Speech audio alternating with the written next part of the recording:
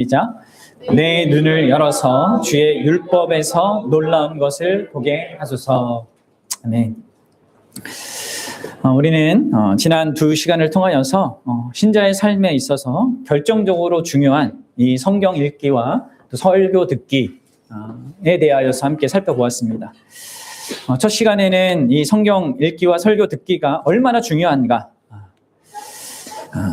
거듭난 그 생명이 바로 이 하나님의 말씀을 읽고 듣는 데서부터 오고, 또 거듭난 그 생명이 건강하게 정상적으로 잘 자라가는 그 성숙의 과정을 갖는 것도요, 그 거듭난 생명이 결국 완성에 이르는 그때까지 이 신자의 그 처음부터 과정과 이 끝까지 신자는 이 성경과 뗄래야 뗄 수 없는 그 관계 속에 있다는 것을 제가 말씀드렸습니다. 이게 성경이 말하는 거죠. 다시 말씀드리지만 여러분들, 성경 읽기와 설교 듣기는 여러분들 삶의 중심이어야 합니다. 그냥 변두리에 있는 내 삶을 다 하다가 그냥 시간 남을 때 하는 그것이 되면, 그러면 그 사람은 지금 신자가 아닌 상태를 드러내는 거란 말이에요. 자기의 모습이. 그리고 이것을 우리가 뭘 행해야 된다는 그런 우리의 행위적인 것을 자꾸 생각하면 안 됩니다. 이것은 결국 성경을 통하여서, 혹은 그분이 세우신 하나님이 세우신 그 사역자를 통하여서 하나님이 자신을 알게 하시는 것에 내가 참여하는 것입니다. 결국 하나님과의 관계가 중심이 되어야 된다. 성경 읽기와 설교 듣기는 그 이야기를 하는 것이죠. 하나님을 믿는다고 하면서 그분이 중심이 아니다. 그건 말이 안 되는 거 아니겠습니까? 또 두 번째 시간에는 우리가 이 성경 읽기와 설교 듣는 일을 왜, 그리고 어떻게 주의해야 하는가, 이것을 살펴보았습니다. 단순히 성경 읽기가 내 삶에 많다, 중심이다 라고 말할 정도로 나의 나의 삶의 그 맥락에서 이렇게 있다라고 해도 그것만으로 만족해서는 안 된다는 것이죠. 왜냐하면 내가 읽고 있는데, 듣고 있는데 잘못 읽고 있고 잘못 듣고 있는 사람이 많다는 겁니다. 그렇죠? 대표적인 예가 바리새인들 아닙니까? 가장 성경을 많이 읽고 정말 열심히 암송하고 했지만 잘못 읽고 있었고 잘못 듣고 있었단 말이에요. 그래서 우리는 올바르게 읽고 있는지 올바르게 듣고 있는지를 살펴봐야 돼요. 일단 기독교인들 중에는요, 이게 기독교인은 성경을 읽는 사람이야 라는 이런 명제가 있으니까 나는 기독교인이니까 나도 성경을 읽어야지 하면서 열심히 성경도 읽고 설교도 듣고 꾸준히 잘하는 사람이 있어요. 근데 오늘 그것이 그 사람이 진짜 기독교인인지를 드러내는 게 아니에요. 그렇게 하고 있는데 그것을 올바르게 하는가, 이게 중요한 거라는 거죠. 그 올바르게 하는 그 내용이 무엇입니까? 그 올바르게 하고 있다고 할 수 있는 그 내용이 뭐라고 했습니까? 자기 마음에 이전에 가질 수 없었던 어떤 열매들을 갖게 되는 것이죠. 나의 삶에 영향을 미쳐지는 어떤 변화들을 갖는 것이죠. 그렇게 내가 성경을 읽어야 되는 거고, 그렇게 말씀을 들어야 되는 것입니다. 그러니까 많이 읽고 많이 듣는 것만으로도 의미가 없습니다. 많이 읽고 많이 들어야 하지만 그것 자체로 의미가 없을 수 있다는 거죠. 오직 좋은 마음 있잖아요.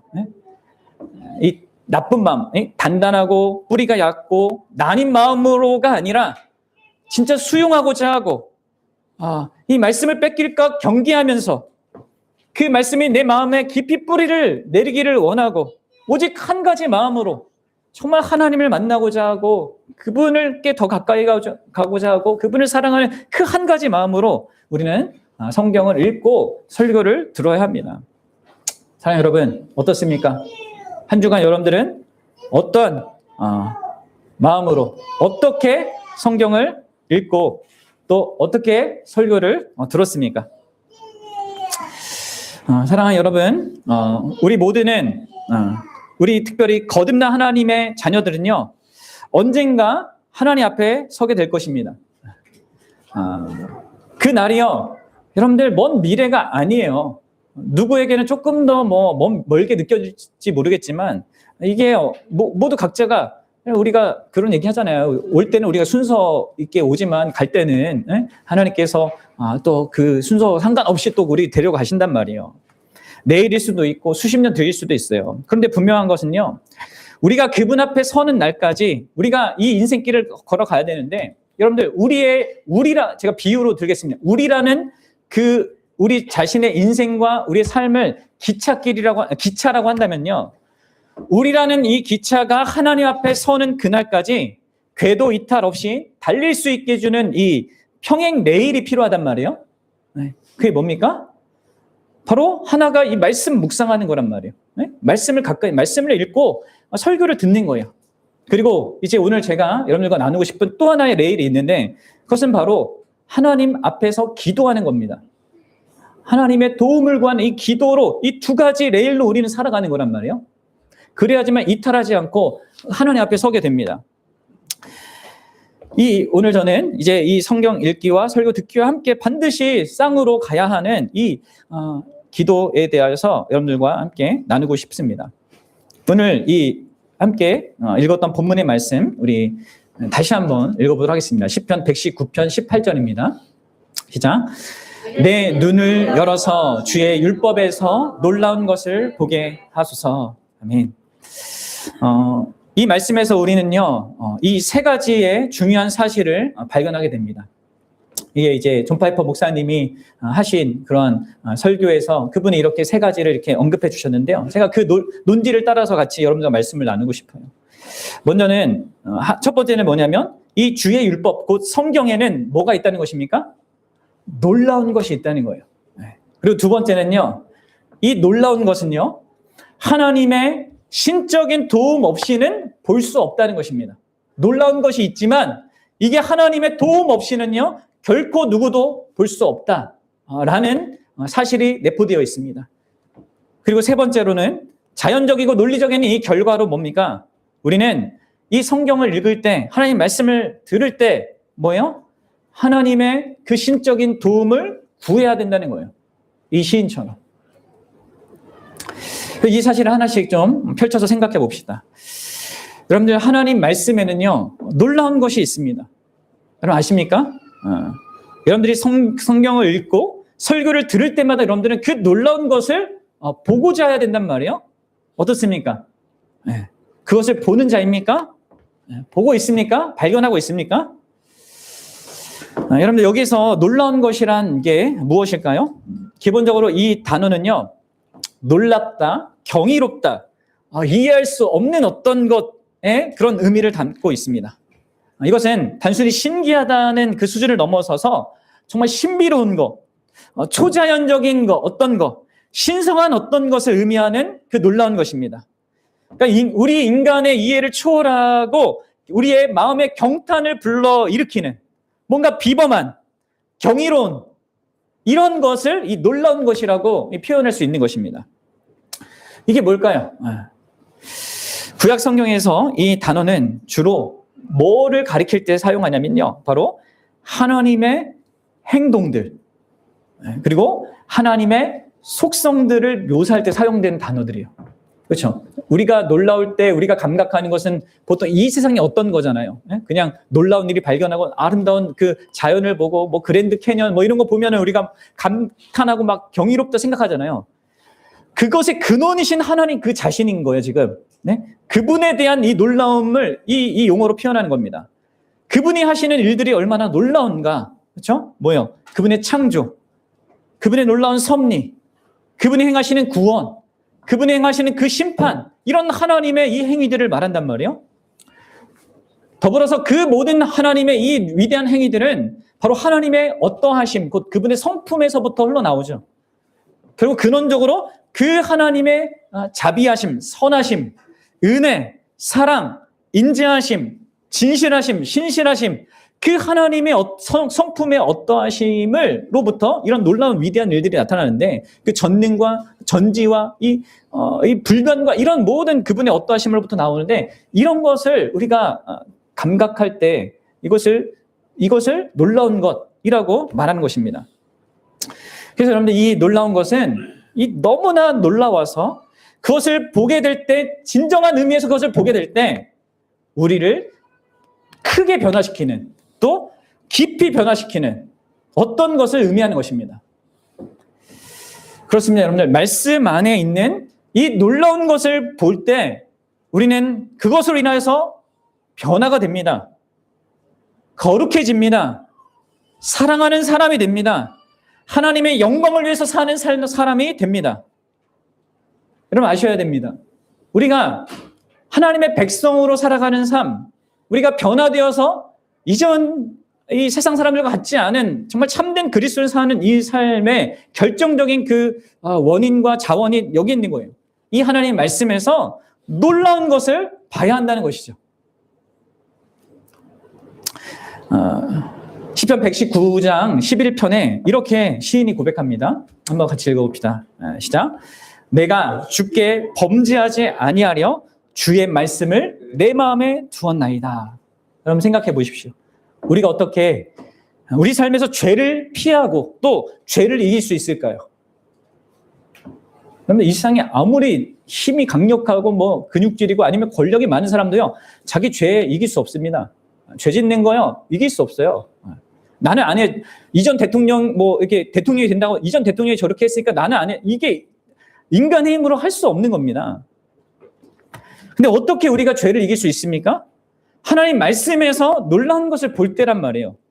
그래서 그 말씀이 자기 안에 두게 될 때, 깊이 심겨질 때, 깊이 뿌리박은 그 말씀이 될 때, 여러분 우리는 이 죄를 이길 수 있는 것입니다. 범죄하지 않을 수 있는 것이죠. 사랑하는 여러분, 여러분 삶 속에서 계속 반복되는 어떤 죄가 있습니까? 이게 죄라는 걸 알면서도 계속 죄를 범하는 그 어떤 영역이 있습니까? 그럼 그 근원적인 이유가 뭘까요? 그것은 내가 죄를 안 짓도록 노력을 덜해서일까요? 그게 아니에요. 물론 노력도 해야 되지만 더 근원적인 문제는요, 내가 하나님의 말씀에서 놀라운 것을 보지 못하기 때문이란 말이에요. 그 말씀이 내 마음에 보화로 간직되지 않기 때문에, 그래서 그게 생생한 실제로 다가오지 않기 때문에 무너지는 겁니다. 그러면 왜 우리가 우리 주변 사람들의 말에 휘둘릴까요? 왜 나에 대해서 비방하고 뭐 이렇게 막 하는 그 말로 인해서 낙담하고 우울하고 왜 근심하게 되는 겁니까? 내가 신경을 덜 쓰기 위해서 노력하고 딴 생각하는 그런 훈련이 안 돼서일까요? 아닙니다. 시편 119편 23절에서 시인이 이렇게 얘기해요. 한번 보세요. 같이 읽어봅시다. 시작. 고관들도 앉아서 나를 비방하였사오나 주의 종은 주의 율례들을 작은 소리로 읊조렸나이다. 나를 비방하는 어떤 현실이 있다 하더라도요, 이 시인은 지금 주님의 말씀을 더 큰 나에 대한 이야기로 현실로 받아들이겠습니다라고 말하고 있는 거란 말이에요. 여러분들, 내가 사람들의 말에 휘둘리는 것은 내가 주의 말씀에서 놀라운 것을 보지 못하고 이 주께서 나에게 하시는 그 말씀을 강력한 걸로 더 중요한 것으로 받아들이지 않고 있기 때문에 그렇단 말이에요. 그러면 왜 우리는 고난 중에서 왜 점점 더 우울해지고 낙담하고 자포자기하게 됩니까? 그것은 바로 이 시인이 말한 것을 우리가 경험하고 있지 못하기 때문이에요. 시편 119편 50절에 이렇게 얘기하죠. 한번 보세요. 시작. 이 말씀은 나의 고난 중에 위로라. 주의 말씀이 나를 살리셨기 때문이다. 고난 중에 우리를 위로하는 것은 하나님 말씀이란 말이에요. 그냥 내가 그냥 극복해 봐야지. 여기에서 우리가 위로를 받는 게 아니란 말이에요. 다른 사람이 뭐 좋은 얘기 해준다고 위로를 받는 게 아니란 말이에요. 그리고 119편 92절에도 시인이 또 이렇게 얘기해요. 한번 읽어봅시다. 시작. 주의 법이 나의 즐거움이 되지 아니하였더라면 내가 고난 중에 멸망하였으리라. 그렇습니다, 여러분들. 우리가 이 하나님의 말씀이 나에게 기쁨이 되고 생생한 실제가 되지 못하고 있는 그 사람은요, 고난 중에서 멸망을 당하는 것 같은 그 감정을, 그 낙담을 겪게 되는 겁니다. 또 왜 우리가 하나님께서 우리에게 명령하신 대로 기꺼운 희생과 섬김으로 우리가 다른 사람을 사랑하고 섬기지 못합니까? 나의 아내나 남편, 그 아내와 남편이 나에게 어떻게 하는가 못하는 거에 따라서 하지 않고, 또 나의 직장, 나의 이웃, 그 사람들이 나에게 잘하는가 못하는 거에 따라서 내가 그들 대하지 않고 기꺼이 내가 희생하고 섬기지 못하는 이유가 뭐예요? 우리가 노력하지 않아서? 무능해서일까요? 아무리 안 돼서 나의 성격이 좋지 않아서일까요? 그것도 아니란 말이에요. 시인이 119편 129절에서도 이렇게 얘기해요. 한번 같이 읽어봅시다. 시작. 주의 증거들이 놀라움으로, 여기서 놀랍다라는 것은 같은 단어예요. 시편 119편 18절과 같은 단어입니다. 주의 이 말씀들이 너무나 놀라움으로 어떻게 된다는 겁니까? 내 영혼이 이를 지킨다. 네? 놀라운 것을 보니까 내 영혼이 지키는 것입니다. 그러니까 내가 이렇게 해야 돼서 하는 것이 아니에요. 기독교인인가 하는 게 아닙니다. 나의 행위에 어떤 표면적으로 이걸 지키는 게 아니라 나의 영혼이, 나의 전 존재가 그것을 지키게 되는 것입니다. 사랑하는 여러분, 이게 하나님의 말씀의 능력이에요. 하나님의 말씀에 있는 놀라운 것이 우리를 변화시키는 방식입니다.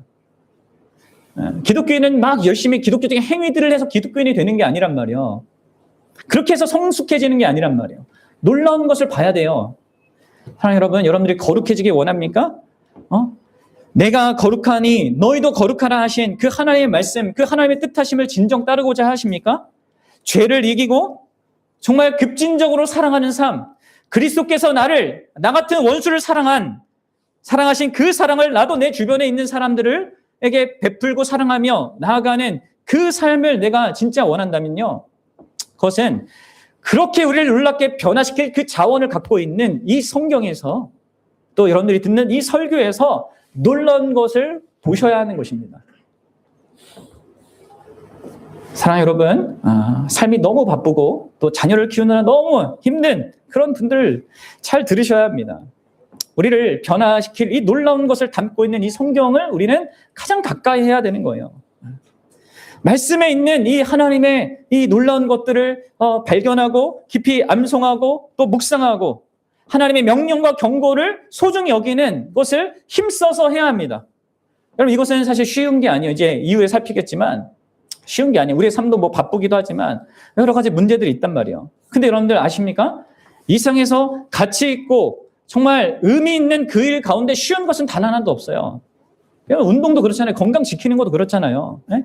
위대한 음악을 만들고 위대한 미술을 만들고 뭐 이런 것들 다 쉬운 일이 없죠. 그런 말씀에서 놀라운 것을 보고자 하고 또 그것에 마음을 두고 이렇게 살아가는 것은 그렇게 쉽지 않지만 정말 온 힘을 다해서 추구할 만한 가치가 있는 것입니다. 나의 인생을 가장 든든하게 할 수 있는 그런 거라는 거죠. 이것은 가장 깊은 의미에서 우리를 변화시키는 놀라운 것이기 때문에 그렇습니다. 그래서 예수님께서도 이렇게 제자들을 위하여서 기도하셨단 말이에요. 우리 요한복음 17장 17절 한번 같이 보겠습니다. 시작. 그들을 진리로 거룩하게 하옵소서.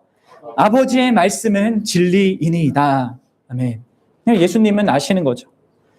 일단 1차 대상은 제자들을 생각하면서 이 기도를 하신 거잖아요. 지금 제자들의 상태가 그분이 하나님이 목적하시는 그 거룩함에 아직 다다르지 못했던 어떤 상태라는 걸 아시는 겁니다. 그리고 그분은 또 아시죠. 어떻게 그들이 이 아직은 부족한 거룩함을 갖고 있는 이들이 더욱더 나은 그 거룩함으로 나아갈 수 있는가? 어떻게 해요? 뭐요? 진리로 거룩해질 수 있다는 거예요. 진리로 거룩해질 수 있다는 거. 주의 말씀으로, 진리인 그 주의 말씀으로 이 제자들이 더 거룩해질 수 있다. 죄를 이기고 더 적극적으로 하나님의 사랑을 담는 그런 자로서 살아갈 수 있다. 그럼 마찬가지예요. 거룩하지 못한 우리가 계속해서 거룩해져 가는 길은 이것밖에 없는 것입니다. 주의 말씀, 이 진리의 말씀을 가까이 하여서 그 말씀 안에서 놀라운 것을 발견하여 그 말씀이 내 안에 깊이 뿌리 내릴 때 그것이 우리를 참되게 변화시키는 겁니다. 하나님의 말씀을 소홀히 하고는요, 우리는 절대로 죄를 이기고 나를 흔드는 주변 사람들, 환경들, 그것을 뚫고 나가며 또 고난 중에도 힘을 얻고 일어난 일을 감당하지 못합니다. 하나님의 이 말씀을 가까이 하지 않고는 우리는 결코 성숙해지고 강해지고 거룩해질 수가 없습니다. 우리의 영혼은요, 하나님의 이 말씀에서 놀라운 것을 봐야만 그 생기와 힘과 활력을 얻는 것이에요. 그런 말씀을 읽고 묵상하고 암송하고 설교를 듣는 이 일, 이것을 그러면 소중히 진짜 하십시오. 다시 한번 말씀드리지만 그렇습니다. 여러분들이 육신이 영양가 있는 식사를 매 새끼 잘 먹을 때 힘내서 사는 것처럼 여러분들의 영혼이 진짜 잘 되기 위해서는요, 이 말씀을 가까이 하는 거, 이 하나님이 정하신 이것 방법밖에 없는 것입니다. 근데 여러분들, 우리가 두 번째로 생각해 볼 내용은 이거죠. 이 말씀 안에 있는 이 놀라운 것, 우리를 변화시키는 이 실질적인 이 하나님의 이 어떠하심에 대한 이것은요, 우리가 오직 그냥 제가 말하면 여러분들이 정보는 알죠. 하나님은 뭐 능력이 있다, 전지하다, 선하다, 정보는 알 수 있어요. 근데 그 실제를 맛보지는 못한단 말이에요. 그러니까 여러분, 우리는 하나님의 신적인 도움으로만 이걸 보는 겁니다. 이게 본다는 게 그냥 그냥 눈으로 뭐 본다 이런 게 아니라 그 맛본다는 의미예요. 그 경험적으로 본다는 의미예요. 하나님의 초자연적인 도움 없이는요, 이 말씀 속에 있는 그 놀라운 것을 그대로 있는 그대로 볼 수가 없는 것입니다. 그냥 스쳐 지나가는 그 말씀으로밖에는 경험하지 못하는 거예요. 왜 그럴까요, 여러분들? 그 이유가 무엇일까요? 여기에는 두 가지 결정적인 이유가 있습니다. 첫째로는 영적 존재인 사탄의 방해가 있기 때문에 그래요. 영적 존재인 사탄의 방해가 있습니다. 그래서 우리가 이걸 못 보는 겁니다. 우리가 사탄 하면 막 공포 영화에서 나오는 막 무시무시한 괴물 이런 모습을 상상할지 모르지만 아닙니다. 사탄은 그렇게 역사하는 존재가 아니에요. 뭐 가끔씩 그렇게 할지도 모르겠지만 그게 주된 사탄의 역사가 아니에요. 또 어떤 사람은 이 사탄의 실제가 아닌 사탄은 실제가 아니고 뜬구름 잡는 미신적인 이야기다라고 생각할지 모릅니다. 아니면 여러분 그렇지 않습니다. 여러분들 왜 사람들이 이단에 빠질까요? 왜 정상적으로 보이는 이 직업과 뭐 이런 가정 다 있는데 왜 이상하게 막 되는 겁니까? 뭔가 이 역사가 있는 거라면 영적 존재의 역사가 있는 거란 말이에요. 근데 여러분 이런 사탄의 이 주된 이 역사 방법이 무엇입니까? 사탄에 대해서 예수님이 이렇게 정확하게 정의하시죠. 요한복음 8장 44절입니다. 한번 보십시다. 시작. 너희는 너희 아비 마귀에게서 났으니 너희 아비의 욕심대로 너희도 행하고자 하느니라. 그는 처음부터 살인한 자여 진리가 그 속에 없으므로 진리에 서지 못하고 거짓을 말할 때마다 제 것으로 말하나니 이는 그가 거짓말쟁이요 거짓의 아비가 되었습니다. 아멘. 여러분들 보십시오. 이 사탄, 이 마귀, 이 사탄이라고 또 표현하고 마귀라도 표현하는 이 존재의 특징이 뭐예요? 뭐요? 진리가 그 속에 없어요. 여러분들 일단 이걸 한번 잘 생각해 보십시오. 진리가 내 마음에 두어지지 않고 살아가는 그 사람은요, 결국 지금 자기 자신이 사탄과 방불한 상태에 있는 것이라는 것을 깨달아 알아야 되는 거예요. 만약에 하나님의 자녀라고 불리는 내가 그런 사탄적인 상태에 있다는 것이 얼마나 여러분들, 만약에 그게 사실이면 얼마나 비참한 거예요. 그리고 그것이 얼마나 하나님의 영광을 가리는 것이 되겠습니까? 말씀에서 여러분들 놀라운 것을 보지 못하고, 그래서 그 말씀이 내 속에 자리 잡지 못하는 그 상태를 여러분 가벼운 것을 보면 안 되는 겁니다. 그래서 사탄적인 상태란 말이에요. 근데 여러분들 이 중요한 이 사탄적인 상태의 이 특징이 그 다음에 뭐라고 하십니까? 그는 진리가 아니라 거짓을 말하는 자라는 거래요. 거짓을 말할 때마다 제 것처럼 그게 자기의 본성이고 자기의 중심인 것처럼 말하는 자입니다. 거짓말쟁이고 거짓의 아비입니다. 그렇습니다. 여러분 사탄은 진리를 미워합니다. 사탄은 하나님의 말씀을 미워합니다. 하나님의 말씀이신 그 말씀의 실체신 예수님을 그래서 미워합니다. 당연히 그 예수님을 보내신 하나님, 성부 하나님을 미워하죠. 그리고 당연히 이 사탄은 그의 말씀을 사랑하고 사모하고 붙드는 자들을 미워합니다. 여러분 그가 가장 좋아하는 친구가 누굴까요? 누구예요? 말씀을 가까이 하지 않는 자들인 거죠. 그 말씀이 마음에 없는 자들입니다. 그들이 사탄의 친구예요.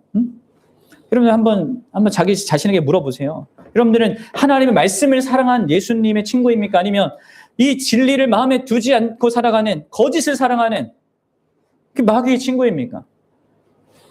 그럼 이 사탄이 하는 역할이요 이거예요.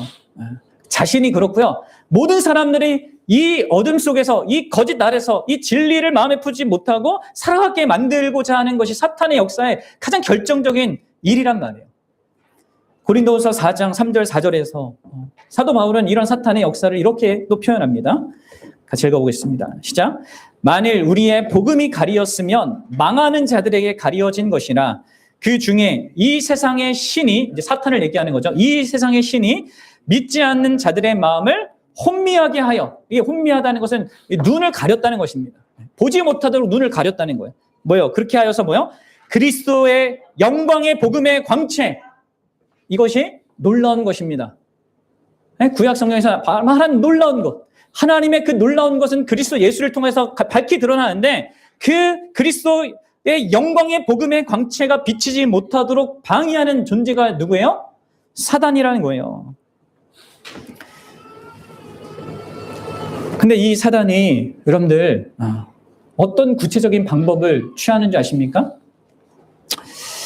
그가 취하는 방식 중에 하나가 우리가 지난 시간 살펴봤던 네 종류의 밭, 여러분들 기억하세요? 그렇죠?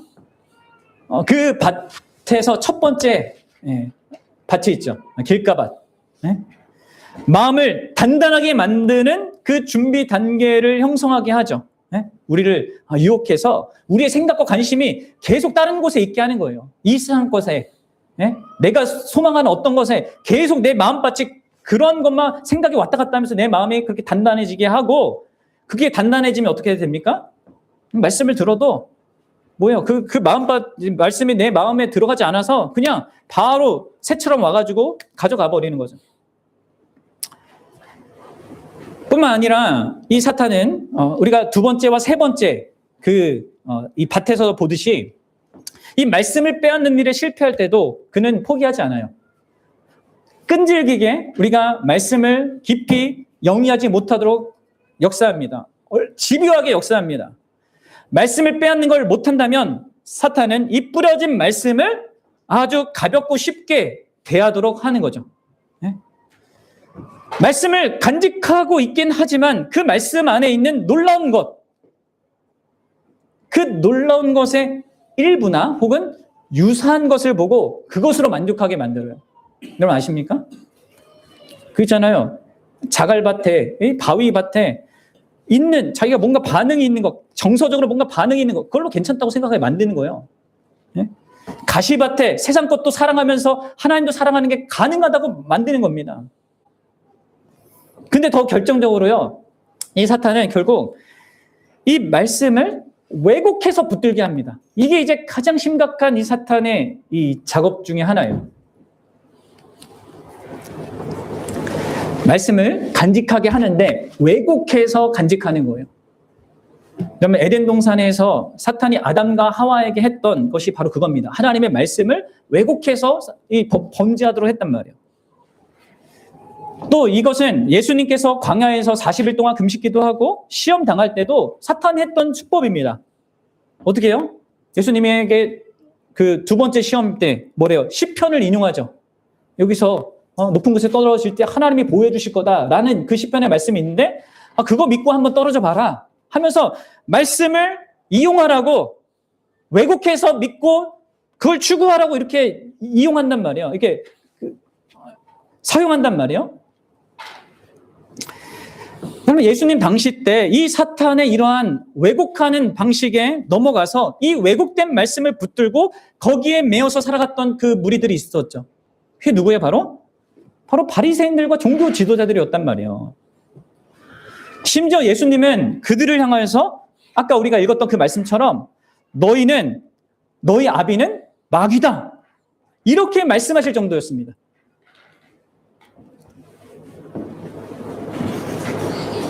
그리고 심지어 예수님의 수제자였던 베드로도 마귀의 유혹에 넘어가지 않습니까? 그렇죠. 예수님께서 십자가를 져야겠다라고 하는 너무나 보배로운 그 말씀을 하시는데, 너무나 놀라운 그 일로서의 그 말씀을 하시는데 그거 어떻게 해요? 예수님 앞을 가로막습니다. 예수님을 꾸짖어요. 그럼 말이 안 되는 일을 왜 하시려고 합니까? 안 됩니다. 막아요. 그래서 예수님이 뭐라고 하십니까? 베드로를 꾸짖습니다. 뭐라고요? 사탄아 내 뒤로 물러가라. 그럼 우리도 예수 믿는 자들도 그러면 우리가 경계하지 않고 하나님의 도우심을 구하지 않으면요, 그 사탄에게 속아서 그 말씀에서 영광을 보는 것이 아니라 오히려 그 영광을 가리는데 앞장설 수 있는 자들이 될 수 있는 거예요. 얼마나 많은 신자라고 하는 사람들이 이렇게 하고 있는지 몰라요. 하나님의 영광을 가리는 이 말씀에서의 놀라운 것을 가리는 일들을 하고 있단 말이에요. 그래서 여러분들 어느 누구도 혼자 힘으로 이런 사탄의 이 집요하고 이 간미한 이 속임수를요 이길 수가 없습니다. 우리 마음의 눈을 어둡게 하는 이 사탄의 영향력, 또 어떻게 해서든지 간에 이 말씀을 내가 받는 것 같나 하더라도 적당히 그냥 그 수준에서 내리고 그것으로 만족하게 만들고, 또 깊이 뭔가를 품는다 하더라도 왜곡된 방식으로 그 말씀을 품게 하는 이 사단의 역사를 여러분 우리가 어떻게 이길 수 있겠습니까? 우리 힘으로. 그래서 여러분들 우리는 하나님의 초자연적인 도움이 필요한 것입니다.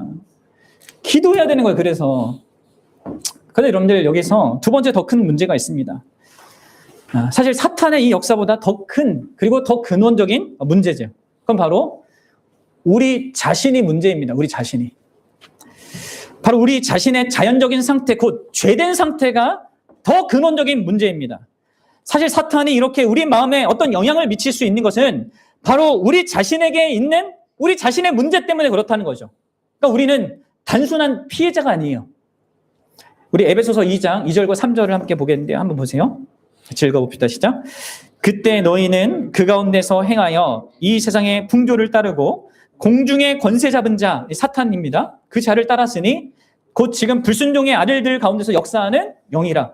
인간은 이 사탄을 따릅니다. 근데 왜 따르냐? 3절에 나와요. 읽어보세요. 시작. 전에는 우리도 다 그 가운데서 우리 육체의 욕심을 따라 지내고 육체와 마음이 원하는 것을 하여 다른 이들과 같이 본질상 진노의 자녀였다. 그러니까 왜 우리가 사탄을 따르냐면 우리가 우리 스스로 육체를 따라 살기 원하고 우리 육체와 마음이 원하는 세상적인 이것을 추구하며 살기 원하기 때문에 그것을 종용하는 이 사탄을 우리가 따르는 거란 말이에요. 그러니까 여러분들 우리는 본질적으로 우리의 죄성이라는 것을 하나님의 말씀을 듣기 싫어하는 거고 거룩한 것을 추구하기 싫어하는 것이고 그러한 우리의 이 죄된 성향이 있기 때문에 우리는 적극적으로 이 공중의 권세 잡은 자를 따르는 것입니다. 특히 믿지 않는 모든 자들은 그렇게 하는 거죠. 그래서 여러분들 우리가 마지막 날의 최후의 심판 때 왜 너는 나의 말에 귀 기울이지 않았냐라고 했을 때 사탄이 나를 속였어요. 이렇게 변명할 수 없습니다. 아셔야 돼요. 에베소서 4장 가면 사도 바울은 에베소 교회 지체들에게 또 이런 얘기를 하죠. 우리 4장 17절과 18절입니다. 한번 보세요. 시작. 그러므로 내가 이것을 말하며 주 안에서 증언하노니 이제부터 너희는 이방인이 그 마음에 허망한 것으로 행함같이 행하지 말라. 그들이 총명이 어두워지고 그들 가운데 있는 무지함과 그들의 마음의 굳어짐으로 말미암아 하나님의 생명에서 떠나 있도다. 지금 사도 바울은 교회를 향하여서 이 이야기를 하고 있는 겁니다. 여러분 잘 생각하셔야 돼요. 무엇을 경계하라고 있습니까? 마음에 굳어지는 거, 완악해지는 거. 이 완악함이란 빛보다 어둠을 더 사랑하는 그 마음을 말합니다. 그냥 단순히 굳어지는 게 아니라 어둠을 더 사랑하기 때문에 이 빛을 싫어하는 그 마음을 얘기하는 거예요. 근데 이것을 누구에게 얘기하고 있다고요? 믿는 자에게 얘기하고 있다는 거예요. 이 완악함이 믿는 자 안에서도 다시 작동하고 그래서 이방인과 방불한 그런 삶을 살 수 있다는 것입니다. 이런 우리의 문제가 우리 안에 있습니다. 그래서 사탄이 그걸 잘 이용할 수 있는 것이죠. 왜 바리새인들이 사탄에게 영향을 받은 줄 아세요? 그래서 예수님이 지적하신 대로 저들이 하나님보다 사람들의 찬사를 더 원했거든요. 또 저들이 하나님보다 돈을 더 사랑했기 때문에 그랬습니다. 바리새인들이 그렇게 사탄의 이 자녀들로 이렇게 역임받을 수밖에 없었던, 그렇게 규정될 수밖에 없었던 건 그 자신이 갖고 있었던 문제에서 기인한 건 근원적으로는 사탄의 역사도 있지만 그렇습니다. 여러분 그러기에 우리에게는 이 두 가지의 아주 강력한 대적들이 있습니다. 우리 안에 있는 이 죄성, 하나님의 말씀에 대해서 완악한 마음을 가지고 오히려 거짓에 대해서 더 부드러운 마음을 가지려고 하는 그 마음, 그리고 그것을 이용하려고 하는 이 사탄, 어떻게 해서든지 간에 이 하나님의 말씀을 빼앗아가고 왜곡하고 대충 적당히 적당한 수준에서 품도록 만드는. 그래서 여러분들 사실 이런 인간 조건이기 때문에 사실 우리가 이 말씀에서 놀라운 일을 보는 것은요 우리 힘으로 불가능한 것입니다. 그래서 여러분들 결론적으로 우리는 이 주의 말씀에 있는 놀라운 것을 보기 위하여서 하나님의 도우심을 간절하게 구해야 됩니다. 항상 구하셔야 합니다. 사랑하는 여러분, 여러분들은 무엇을 위해서 가장 중요하게 기도합니까? 내 현실의 문제 해결입니까? 내가 바라는 어떤 소원 성취입니까? 만약 여러분들의 기도 내용이 아직도 그런 수준에 있다면 여러분들의 거듭남을 확인해 보셔야 돼요. 그거는. 물론 거듭난 자도 물론 자기 삶에 있는 문제를 위해서 기도할 수 있고 자기 소원을 위해서 기도할 수 있어요. 그러나 여러분들 거듭난 자의 기도의 가장 중심적인 내용은 그런 것일 수가 없어요. 나로 하여금 이 죄를 이기고 온갖 악과 고통 현실 속에서도 나를 든든하게 하고 나로 하여금 그 현실에 있어도 거룩한 자로서 하나님을 닮는 자로서 든든하게 살아가게 하는, 거룩하게 살아가게 하는 그 사람으로 나를 깊이 변화시키는 이 하나님의 말씀, 그리고 그 안에서 발견될 수 있는 이 놀라운 것을 보는 것, 그것을 추구하고 그것을 소망하고 그것을 위해서 그것을 가장 간절한 바람으로 삼고 기도하는 사람이 신자란 말이에요. 거듭난 사람이란 말이에요. 그럼 마게도냐 교회 사람들이 사도 바울이 이상한 얘기를 하잖아요. 극심한 가난 속에서 지극히 넘치는 헌상을 한 그 마게도냐 교회 교회를 칭찬하지 않습니까? 어떻게 그게 가능합니까? 극심하게 가난한데 그 속에서 엄청난 헌상을 한단 말이에요? 하나님이 복 주신다? 아니요. 그렇게 하면 하나님 복 주셔서 한 게 아니란 말이에요. 그 말씀에서 놀라운 것을 보고 그것으로 인하여서 그들의 삶이 기꺼이 다른 사람에서 나의 것을 나누는 자로 만든 거란 말이에요. 하나님의 말씀에 있는 이 놀라운 것을 보고 그것이 자기의 마음에 깊이 뿌리 내리는 것이야말로 우리가 거룩해지고 성숙해지고 사랑하고 섬기고 궁극적으로 천국을 향하여서 나아가는 데 있어서 결정적이라는 것을 우리가 결코 잊지 않아야 합니다. 또 우리는 본성적으로 하나님 말씀에 있는 놀라운 것을 볼 수 없는 자들이고요. 또 더불어서 어떻게든 그런 우리의 상태를 이용하고 또 자신의 모든 온갖 수단으로 말씀을 잘못 이해하고 왜곡하여서 이게 붙들게 하는 이 사단의 세력이 있다는 것을 알면서요. 여러분들 우리가 얼마나 절박한 이 도움과 하나님의 도우심이 아니면 안 되는 그 조건에 있는지를 아셔야 됩니다. 그래서 우리는 기도하지 않고 살아갈 수 없어요. 신자는 기도 없이 살 수가 없는 것입니다. 그리고 우리의 기도의 가장 중요한 내용, 그 중심은 바로 여기에 있어야 되는 거예요. 이 하나님 말씀에서 놀라운 것을 나를 변화시키고 모든 역경과 두려움들 뚫고 나가고 든든하게 하나님의 그 영광스러운 모습을 담게 하는 그렇게 나를 변화시킬 이 하나님의 말씀을 보기 위하여서 우리는 가장 많이 기도해야 되는 것입니다. 시편 이 기자의 이 표현 우리가 함께 읽어준 118편 119편 18절에 이 표현을 그대로 내가 성경을 읽을 때마다 말씀을 들을 때마다 기도해야 되는 거예요. 묵상할 때마다 뭐라고요? 내 눈을 열어서 주의 율법에서 놀라운 것을 보게 하소서. 그러면 신자의 삶 속에서는 기도가 필수적입니다. 기도가 하나님의 말씀의 놀라운 것을 보게 하는 능력입니다. 우리 기도 자체가 능력이 있다는 얘기가 아니라 이 기도를 들으시는 하나님이 능력이 있으셔서 그 능력을 우리를 보게 하셔야 된단 말이에요. 우리 마음에 이 죄악된 것, 완악한 것, 우리의 이 죄성을 이길 수 있게끔 이 사탄의 이 관계를 헤아리고 그것을 이길 수 있게끔 그 능력의 손으로 우리에게 역사해 주셔야 된단 말이에요. 우리의 눈을 열어주셔야 돼요. 그럼 존 파이퍼 목사님이 이런 얘기를 하셨어요. 한번 보세요. 제가 읽어보겠습니다. 하나님께서 그 영광에 대해 우리 눈을 열어주지 않으시면 말씀의 영광은 시각장애인의 얼굴에 비치는 태양빛과 같습니다. 그리고 우리가 그 영광을 보지 못하면 변화될 수 없으며 변화되지 않는다면 그리스도인이 아닙니다. 그럼 변화되지 않는다면 우리가 예수님을 닮아가는 게 없다면요. 그것은 우리가 그리스도인이 아니라는 말이란 말이에요. 근데 그 변화는요. 내가 이루는 것이 아닙니다. 그렇죠? 내가 막 노력하고 애써서 이룬 변화가 아닙니다. 그 영광을 말씀에서 볼 때 그 영광이 그 놀라운 것이 나를 변화시키는 거예요. 그리고 그 변화시키는 일을 하나님이 하시는 것입니다. 그래서 우리가 기도해야 되는 것이에요. 진리의 성령이 우리를 진리 가운데 인도하시도록 간절히 구해하는 것입니다. 사랑하는 여러분들이 특별히 교회를 위해서 기도할 때도 우리가 교회를 위해서 가장 기도해야 될 그 기도 제목이 뭡니까? 우리 지체들 한 사람 한 사람 생각하면서 기도해야 될 그 기도 제목이 무엇입니까?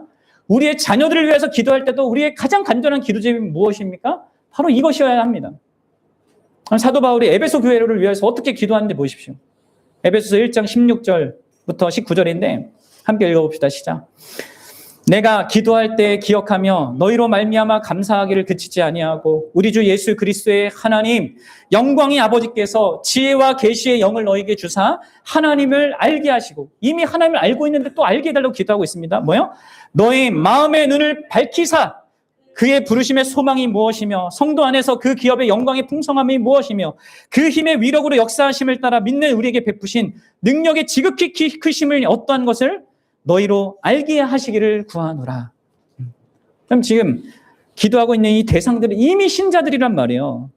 그럼 이것이 무엇을 말하는 것입니까? 우리가 하나님 나라에 이를 때까지요. 우리의 마음 눈이 계속해서 더욱더 밝아져서 우리에게 베푸신 하나님의 이 지극히 놀라운 것들 그것을 아는 자가 되는 것이 우리에게 가장 중요하다는 거란 말이에요. 왜냐하면 그것을 볼 때만은 우리가 신자답게 살 수 있고 하나님 백성답게 살 수 있기 때문에 그렇습니다. 성경을 펴고 설교를 듣는 그 자리에서, 그 자리에 앞서서서, 그리고 그 자리 후에 여러분들은 이 하나님의 도우심을 구하셔야 합니다. 하나님의 말씀을 보는 일에 힘쓰십시오. 말씀을 함께 보고 듣는 자리에 여러분들 더 적극적으로 나오셔야 합니다. 또 기도하는 일에, 또 함께 기도하는 일에 여러분들 적극적으로 나오셔야 됩니다. 우리 교회가 이 공동체적으로 이 하나님의 말씀에서 놀라운 것을 보고 그럴 때만 우리 교회는 참된 교회로 세워져 갈 수 있는 것이죠. 사랑하는 여러분, 오늘 저와 여러분들이 초대받은 이 예수님의 성찬상은요, 예수님께서 기꺼이 이런 우리의 피를 아시고 진짜 날마다 이 말씀 안에서 그 놀라운 것을 보도록 기꺼이 돕겠다라는 것을 재약속하는 그 자리이기도 합니다. 여러분, 그분을 의존하고 그분의 도움을 구하고자 할 때 그분이요, 성령을 통하여서 우리를 진리 가운데로 인도하실 거란 말이에요. 우리가 할 일은요, 그 약속을 믿고 그분의 선하심을 믿고 우리의 필요를 간절하게 그분에게 구하는 겁니다. 그럼 그분이 우리에게 응답하셔서 우리에게 놀라운 것을 보게 하실 거예요. 그런 은혜가 저와 여러분들에게 있기를 소망합니다.